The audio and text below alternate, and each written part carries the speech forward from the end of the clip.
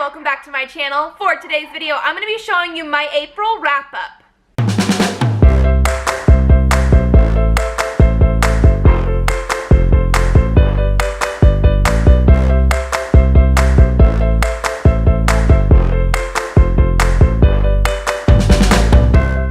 I have 15 books to show you guys today, so let's jump right on in. The first book I read in the month of April was Moonstruck Volume 1, Magic to Brew. This is by Grace Ellis and Shay Beagle. This I did give 4 out of 5 stars. This was a very cute, like, sort of contemporary story about mythical creatures. We do have our main characters right here. They are both werewolves, and they are girls that are dating each other. I don't remember if they're actually girlfriends or not, but this was a super cute contemporary story with like a normal sort of romance. One of the girls works in a coffee shop, but it did have fantasy elements because all of the characters are magical creatures. I did feel this one went a little bit quickly in between each chapter because it is a bind-up, I believe, of comics. So between each individual, like what would be an issue, there was like a skip or a jump in the timeline of the story. I personally felt that I got a little bit confused in between each of the jumps because they were not directly one right after the other. I feel like that's the only reason I ended up giving this a 4 stars, and if they come out with a second volume, I am definitely going to be picking this up. I absolutely loved the art style on this. I am a sucker for really good art in my graphic novels, manga, comics, so I really did enjoy this one. The next book I read this month was Dear Erin by Mariana Zapata, and I did give this a 4 out of 5 stars. Mariana Zapata is the queen of slow burn romances. She has tons of standalone books where they take a relationship that usually goes from like strangers to a relationship, or every so often like enemies, friends to that point, but it takes almost the entire story to get there. Lots of her books are over 300, 400, 500 pages long. This one was no different than the others. Most of her books involve sports. However, this one actually involved a character who was in the military. Our main character ended up sending letters as like a pen pal program to Erin, hence the Dear Erin. And so one thing I was not entirely happy with in this book, and the reason it was 4 stars, is that for, I want to say, maybe a third of the book, all you get is pen pal letters through emails back and forth. And it did feel like the dialogue was a little bit stilted because of that, because all we really got was what they were sending back and forth to each other. And a lot of it was like character things that we should have gotten to know over the course of a plot, but instead we were just sort of info dumped on it because of the fact that it was sent in letters. I don't think I quite realized how much of it was going to be letters at first. I am totally glad I stuck with it though, because as soon as you get past that part, it becomes a normal story written like she's done before. And it was a super cute slow burn romance. I really did like how she took the story. She does great character development once she gets to the actual like real written book and not those letters. And I am always going to be reading more of her books. I absolutely love the way that she writes and the characters she creates and the slow burn aspect of the relationships. You don't get a lot of payoff until near the end of the stories, but at least for me, it is completely worth it. The next book I read this month was Illuminae by Amy Kaufman and Jay Kristoff. This is the first book in the Illuminae files. The third book, Obsidio, came out last month, and I just had to do a reread before I picked that one up. I did give this first book 5 out of 5 stars. I absolutely love this series, and I was so glad that I reread this. This one here follows our 2 main characters of Katie and Ezra, who are actually ex-boyfriend and girlfriend. They broke up the day that their planet was invaded by a like business type of force because their planet has an illegal mining ring, and they are then shipped onto these fleet of ships that are trying to escape with some of the survivors of that massacre. It is one of the best series ever. There is an AI and romance because of these 2 characters, but there's also action, adventure. I don't even know if I can fully describe what goes on in here without spoiling too much of the story, but it takes place over quite a few months because they are trying to escape, but it gives you everything in like emails, IMs, dossier files, transcriptions of the film footage from what like the security cameras would have seen. This is a story that I cannot put it down once I start. I stay up way too late at night reading this. Just the way that they set everything up is just absolutely gorgeous. It is one of those books that I can't even believe that they had somebody think of this. Like, I just absolutely love this story. These are some of my favorite characters, and you get so invested in these characters' lives. It's so great.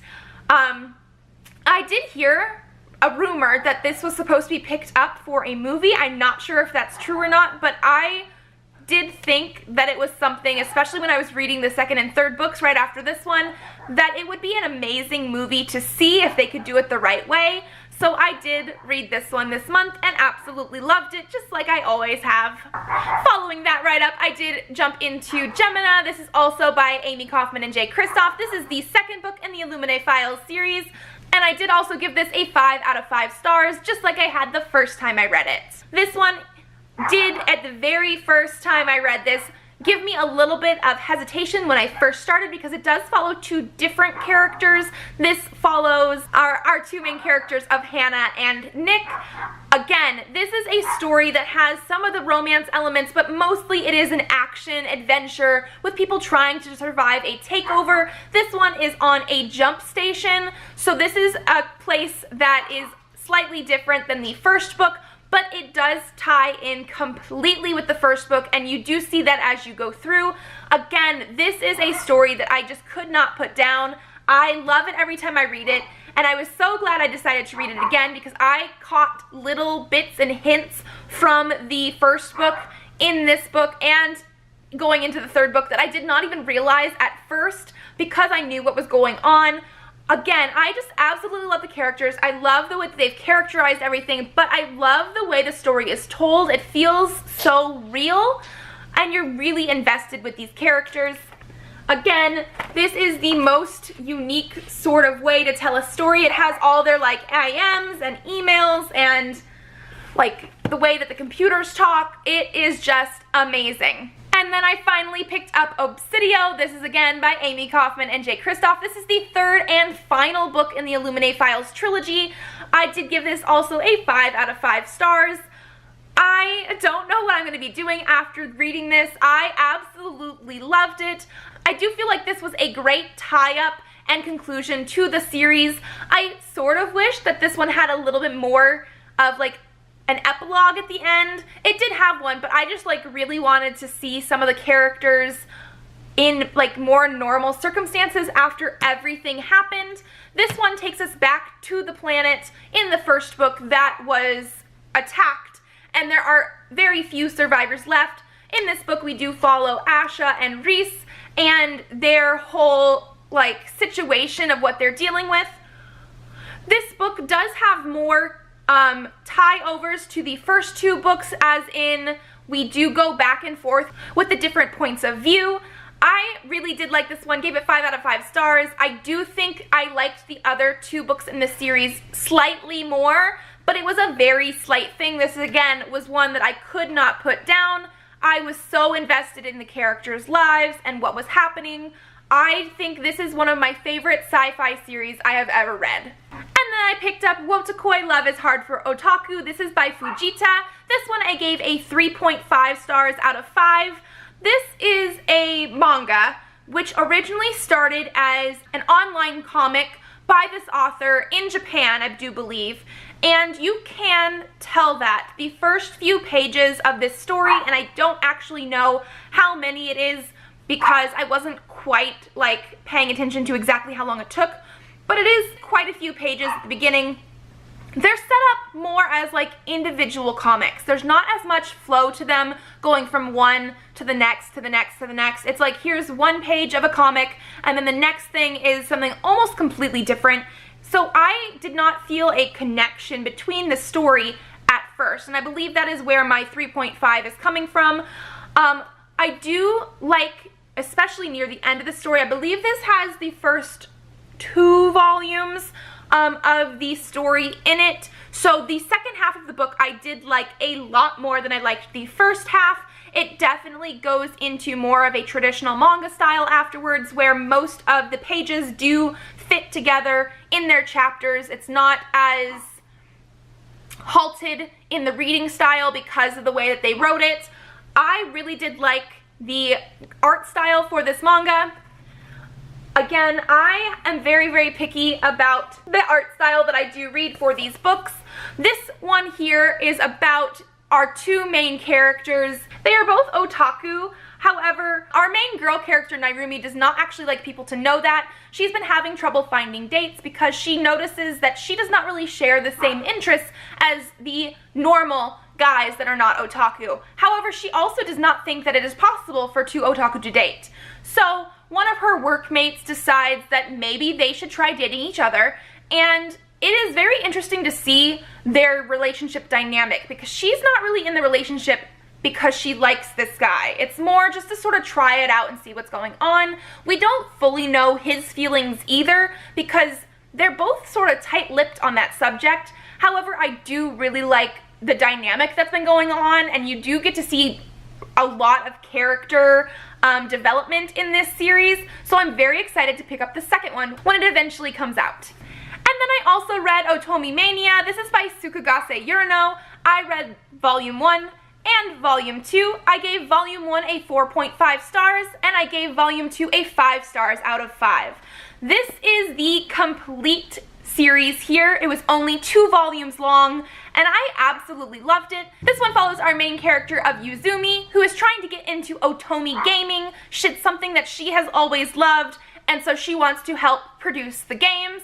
She is the only girl on her team, and so she has these other guy characters that help her visualize what she wants to do. This is not a romance manga, although I do believe they could have gone that way if they wanted to, but I was really enjoying the different sort of aspects we got because of the fact that she's trying to make an Otome game with a bunch of other guys, and all these Otome games are pretty much made usually for women, and you get to choose out of the selection of guys by picking the correct answers when you go on dates with them or talk to them, and I really, really did like this one. I did believe that the 4th one had just a little bit of room for improvement. It was a great first novel in a manga, because I do notice that a lot of first volumes seem to be a little slow on the development of the characters, and I don't usually like the first ones as much as like the subsequent volumes in the series. And then this second one here, this final one, was amazing. I was actually sad that this was the last one in this series. This one, I believe, threw the other one out of the water, even though I absolutely love this as well. But it had such great character development. Even to the last page, I was learning more about these characters and their situation and their job, and I just want more of this. So I'm gonna be looking forward to more books by this author. Hopefully this all looks okay. The battery on my camera died and I had to recharge it, so let's get right back on into this. The next thing that I read this month was The 7 Princes of the Thousand-Year Labyrinth, Volume 1, Volume 2, Volume 3, and Volume 4. These are all by Ettore Haruno. These I actually ended up picking up in the middle of another book that I was sort of bored with, and I will get to that in a little while. But if you guys watched any of my most recent videos, either the book outlet book haul or my normal April book haul, you'll know that I purchased all of these pretty quickly. I actually purchased the second one, I believe, in December during a different book outlet haul. And then I did end up picking up this one in the last book haul I did from Book Outlet because it was on their site for really, really cheap, and it was the first one in this series. Because I was having some issues with a book I was reading and I was getting a little bored of it, I decided to pick up these 2 to read them. These follow our main characters, and there's quite a few of them, there are 7 people, who end up locked in a labyrinth that has different traps and mazes and things like that that are sort of trying to kill them. However, they also have to then decide who is going to be the next emperor of their, like, kingdom and land, that kind of thing. It was originally not something that was supposed to have traps, and over the years apparently it evolved into that. This character here is actually our main character. This is Ewan, and he is more of a naive character than some of the other ones. He is from a very small, like, farming community, so he was not aware of all the major things that were supposed to be going on and how they choose, like, the emperor, but I was really invested in this. The whole cast is basically guys, so there is no sort of romance or anything in this, which actually is the genre I most often read in manga. However, there was lots of good action and adventure, and I ended up giving both of these 5 stars each. I absolutely love them. The art style was perfect for me, and there was mystery going on with this. Why were they there? How did they get there? How are they going to get out? It was just really good. So I ended up reading both of these, I believe, in one night, and I knew I had to pick up the other 2. So the very next day when I went into work at my Barnes & Noble, I did end up picking up volume 3 and volume 4 because I just could not resist. I actually ended up buying them before I even started my shift and started reading volume 3 on my break. I also gave these books 5 out of 5 stars. They were absolutely amazing. There are only 4 books in this series, so I did finish the entire series of it this month, and I just really liked it. I can't really give you guys too many spoilers on these 2 books here because you really do need to start with book number 1, but all of the characters were just so amazing. I probably did have a couple favorites, but in general, I don't think I could really choose. I really liked the character dynamics between all of the different characters, as well as them trying to figure out how to get through this, like, castle alive because they were locked in with these traps. I really like this one, and if you're not a fan of, like, the romance manga that I read, because I know I talk about those more often than anything else, I do think this is one you guys should give a try because it is more action-adventure based. And then after that, I did read Dreamin Sun Volume 6. This is by Ichigo Takano, and I gave this probably a 4.5, maybe 5 stars. I absolutely love this series as well. It's by the same author as the manga series of Orange, which I absolutely loved the last couple years that I read it. And this one here follows our main character of Shamana. The first volume has her leaving her home because her dad had gotten remarried after her mom died and they had a new baby, and she was just sort of feeling left out of the family sort of dynamic. So she decided to move out and move in with some schoolmates from her school as well as a landlord, and she's just sort of trying to discover who she wants to be and how she wants to live her life. And it is a very good, like, coming of age story with some romance elements in it. I really did like this book. However, I do think it might not have been my favorite out of the whole series. I do believe for volume 5 and then now volume 6, those have been my least favorite. Not in any sort of bad way, just sort of, I felt it started off pretty strongly and there was different things going on that I really liked. One thing that I've been getting, I'm not too sure how much I do like it, is that Shamana's character is a little bit wishy-washy. She goes through different crushes on different guys quite quickly. However, she is now, from the volume 5 and volume 6, crushing on someone who, at least for me personally, I don't like in that relationship. I like the character, I like her character, I don't like them together, and so I'm really hoping it will change eventually. And so while I do really like this story, it just has a few elements that I don't like as much, so I still did give this a 4.5 out of 5 stars, and I'm very much looking forward to the next one. And then I also read Circe by Madeline Miller. This one I did actually give a 3 out of 5 stars. This was sort of a disappointment for me. This was the book that I had started reading, got about halfway through, and ended up needing to take a break, and that's why I ended up reading the last 5 manga I was talking about. But this one here follows our main character of Circe. She is a witch from the Odyssey, which was by Homer. It's a great Greek epic, and I absolutely loved Madeline Miller's first book, The Song of Achilles. I thought it was amazing, gave it 5 out of 5 stars. She ended up taking Patroclus and Achilles. Patroclus was our main character though, his point of view, and showing us their lives from before the war and everything like that, and it was just, we got to see these characters in a different light than what the original The Iliad showed us, and I absolutely loved it. This one here follows a character from the Odyssey, which I actually did like the Iliad better than the Odyssey when I first read the original stories, so that might have had something to do with it, but I also feel like there were parts of this book I really, really liked, but then the middle got a little bit slow, I want to say maybe. I'm having a hard time of putting it into words, but I really liked the beginning of the book. I absolutely love Madeline Miller's writing style. I think it is a really nice way of writing, but I did like being able to see Circe as she was growing up, sort of her family life, everything like that.